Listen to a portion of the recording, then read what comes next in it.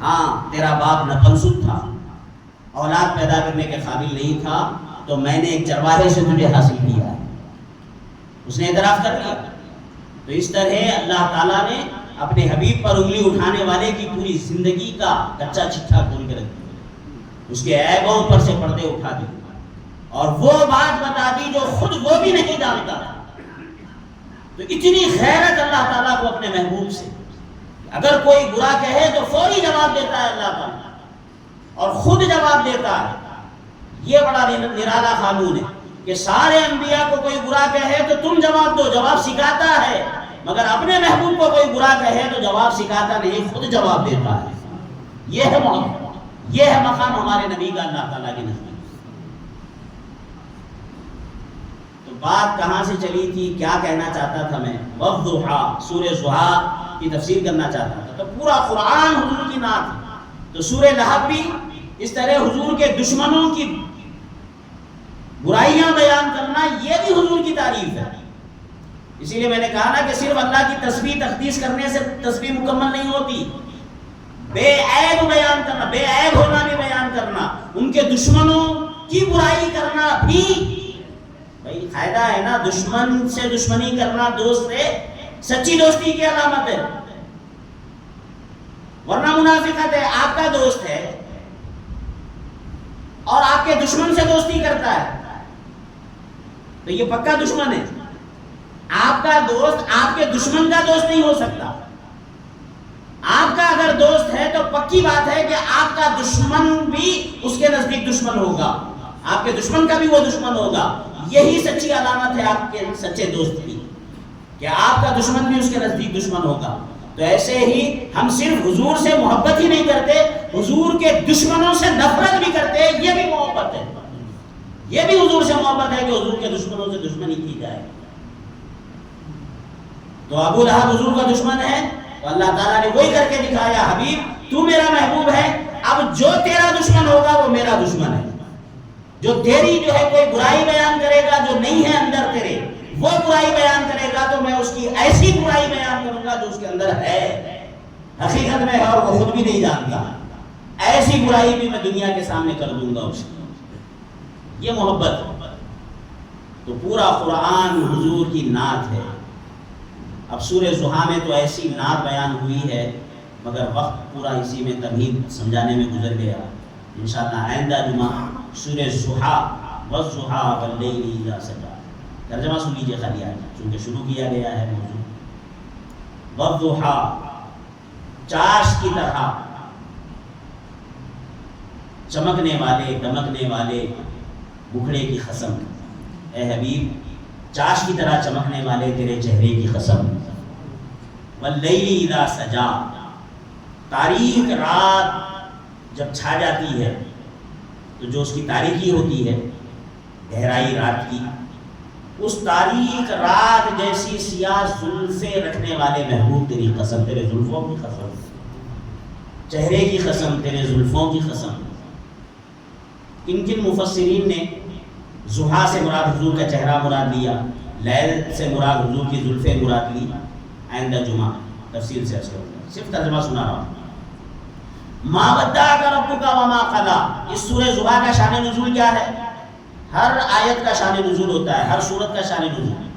اس کا شان نزول یہ ہے سورہ ضحیٰ کا کہ ابو لہب کی بیوی ام جمیل نے کہا تھا، دو تین راتیں حضور تہجد پڑھنے کے لیے کھڑے نہیں ہوئے تو نہیں دیکھا حضور کو، تو یہ تانا دیا، ودع رب محمدا محمدا، اے محمد ایسا لگتا ہے کہ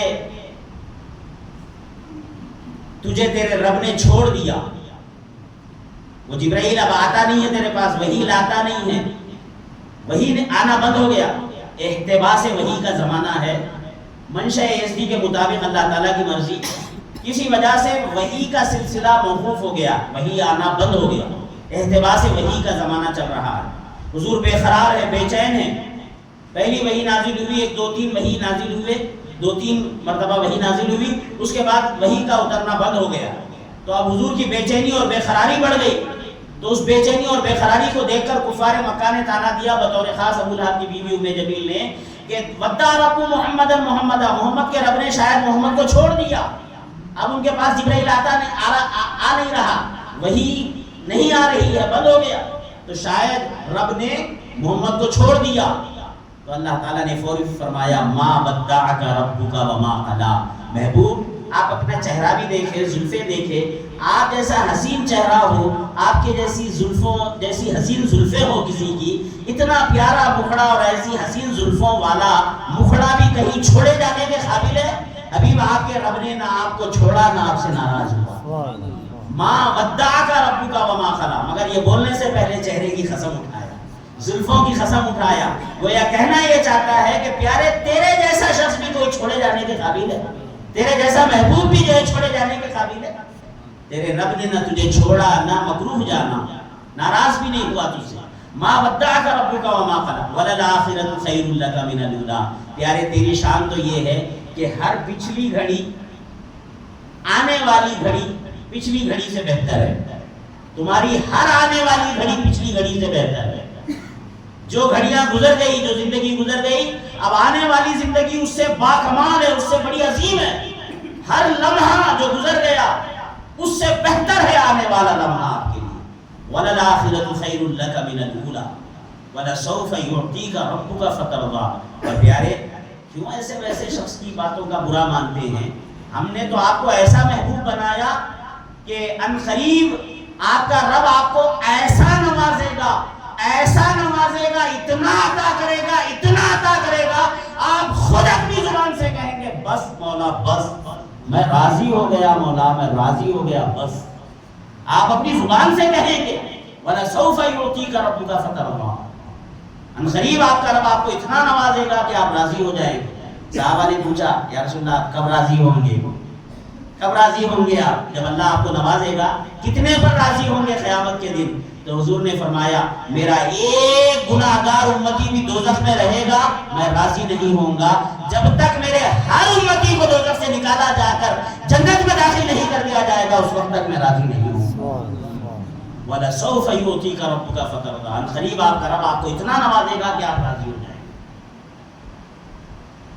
اب آگے پھر اور آیتیں ترجمہ ہی کرے تو وقت ختم ہو جائے گا، بس یہاں تک جو ہے رکھیں اس کو، انشاءاللہ سورہ ضحیٰ کی تفسیر آئندہ جمعہ تفصیل سے بیان ہوگی۔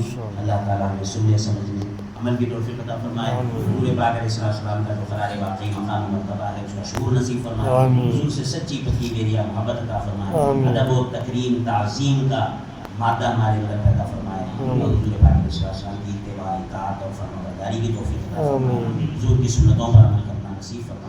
مولا تعالیٰ حضور پاک علیہ السلام کے واسطے وسیلے سے ہم تمام کی جملہ پریشانیوں کو دکھوں مسائل و آلام کو دور فرما، ہم سب کو صحت و عافیت نصیب فرما، پوری امت مسلمہ کو خیر نصیب فرما۔ صلی اللہ علیہ وسلم علی خیر خلقہ محمد و آلہ وصحبہ اجمعین برحمتک یا ارحم الراحمین والحمد للہ۔